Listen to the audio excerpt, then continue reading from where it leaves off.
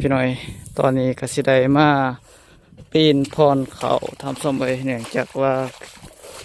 แรงว่านนี่ถือฝนตกทำส้มเกี่ยวแล้วซองให้ทำส้มก็ดัน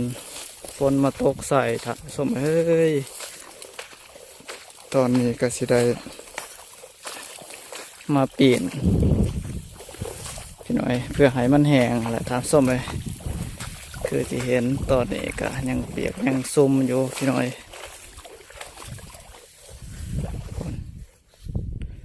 บอนนี้นี่ปีนเลยบ่หรือว่ายังเปียกเบิดพี่น้อยพี่3-4แล้วซองไห้เนาะ2 คนโอ้โหว่าสิแล้วยำใดทำส้ม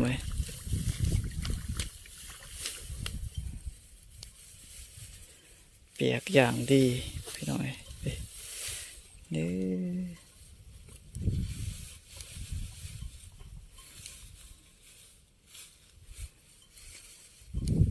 เห็ดบางๆเลยเด้อ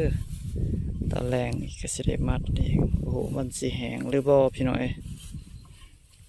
ตามเบิงก็คือสีแห้งดอกเพราะว่าเบิงท้องฟ้าอากาศนี่แจ่มใสดีตามสม